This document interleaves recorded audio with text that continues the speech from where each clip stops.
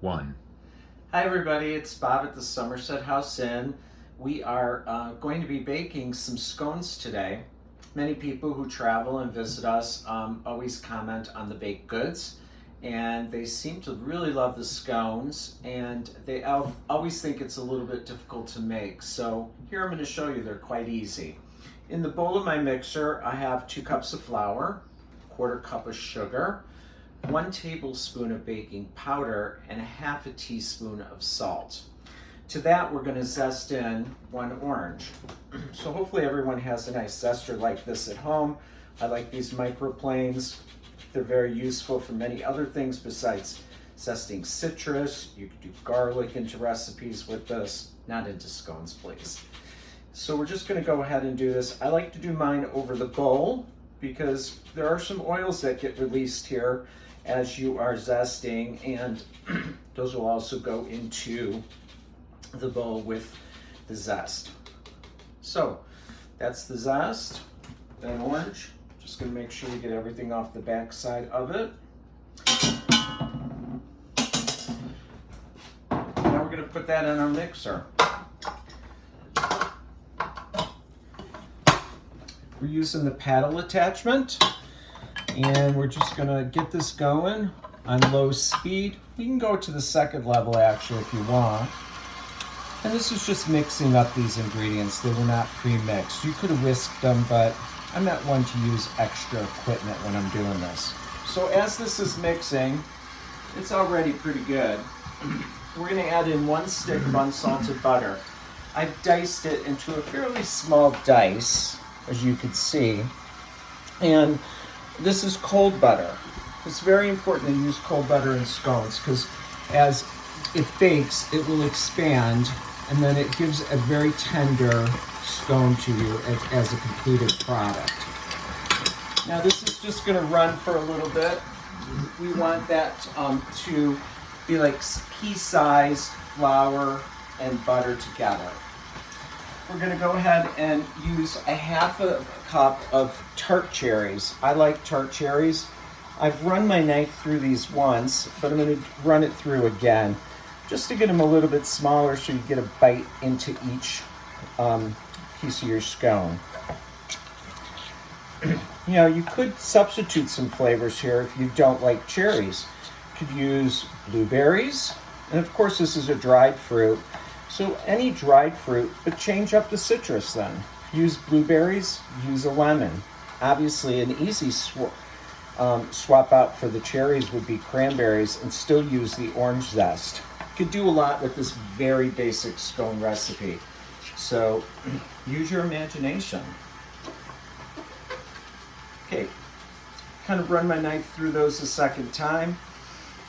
If you like them real tiny, do it again. I'm very satisfied with this.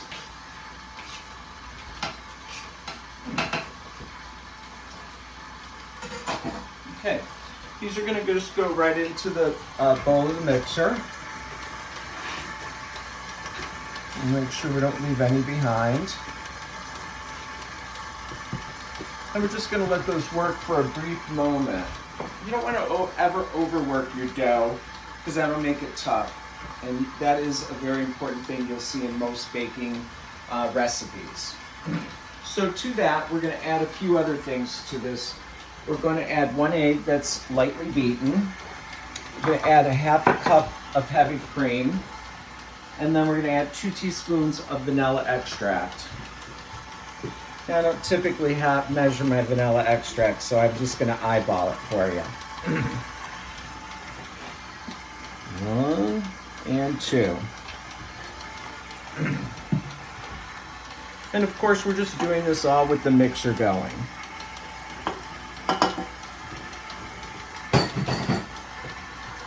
Here goes the heavy cream. So this is going to start to bring the dough together. Now, one thing for me is I like to actually dribble in a little extra heavy cream to help this dough come together. I don't like to leave any of this dough behind. So as you can see, it's starting to come together pretty good. But we're just going to drizzle a little bit in here, maybe a teaspoon at a time or so. we want all of those dry bits to come up from the bottom of the mixer bowl. Once that happens, we're going to be done. Maybe just a smidge more. Yeah, we're getting pretty good here. Yeah, I actually think we're going to leave it at that. So, half a cup and maybe an extra teaspoon and a half or so. So, next thing we want to do is on a clean sanitized surface, which I've already done this, sanitize this surface, we're going to go ahead and put a little flour down. Now we're going to end up just patting out this dough to about an 8-inch round. So we're going to release it all.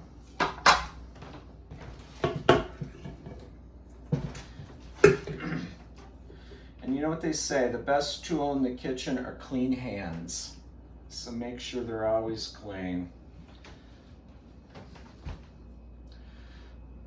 So we're just going to form this into a ball. And then, as I said, we're going to go ahead and pat this out into an 8-inch round. So I'm just trying to make sure I get everything up from the bowl. So here we go. I'm going to go ahead and use a little bit more flour here on the top of it so my hands don't stick to that.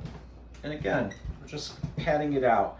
Now you could use a rolling pin if you wanted to, but again, why waste another tool in the kitchen? Or wait, not waste, but why dirty one? Now that's one more to clean, right?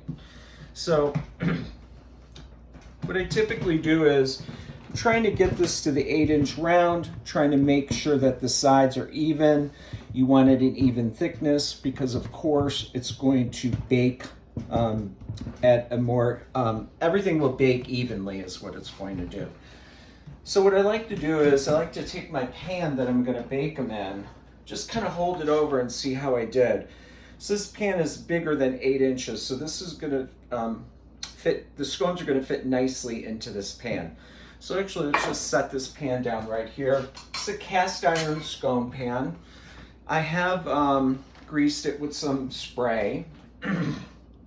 Just so you know, you don't have to have one of these pans. You could easily use a cookie sheet with parchment paper on it and do it that way.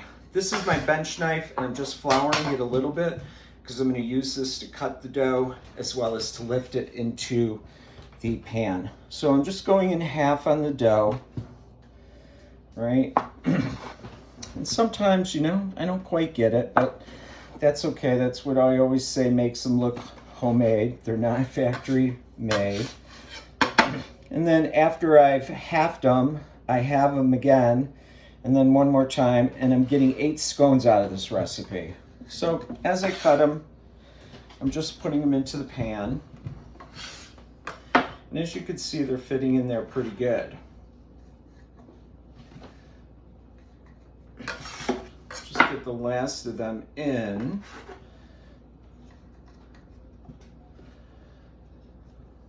Now there's one last step to this, and that is I like to dust a, not dust, sprinkle, maybe is the right word, some coarse sugar on here. And what that'll do is it'll give it a nice crunch when we are biting into them after they're done. So this is just some coarse sugar, not regular granulated. You have to really get coarse. I guess you could use a sanding sugar if you wanted to, which is something you might use in your cookie baking. You know, just probably a little bit more than a tablespoon will go over all of these scones. And there you go. That's it. It doesn't take very long, and I'm sure everyone at home can do this. Now these are going to go into a preheated oven of 375, and you know, every oven's a little different. So I would time them at 18 minutes, but they could probably go anywhere from 18 to 22. Just check them out when you're done. You want them to be a light golden brown, and that's that. So we're going to throw these in the oven.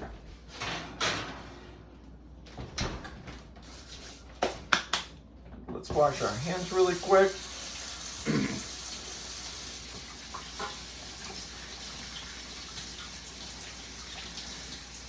course, I'm not singing because I don't have much of a singing voice, but I am trying to make sure I do it for the 20 seconds that is recommended by the CDC.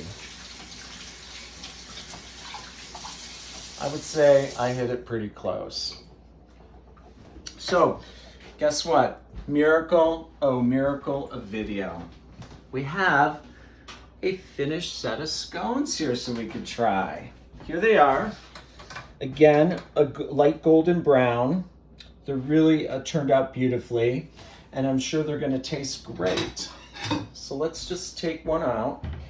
I'm using an offset spatula to pull it out.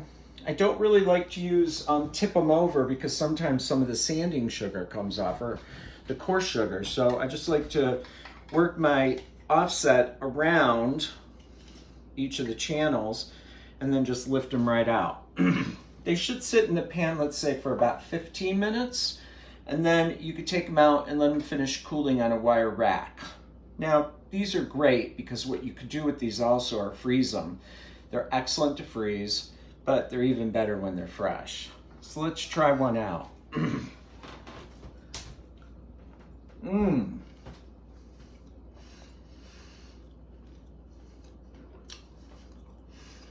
As you can see, golden brown all the way around. And look at that bottom. So delicious. When you pick up this scone, it's got a heft to it, but the crumb of it is so tender. I am sure everyone will enjoy eating these scones. Well, that's it for now from the Somerset House Inn. We miss you guys, and we hope you could return soon. Thanks to Dan for being my cameraman and my man. We'll talk to you soon. Bye.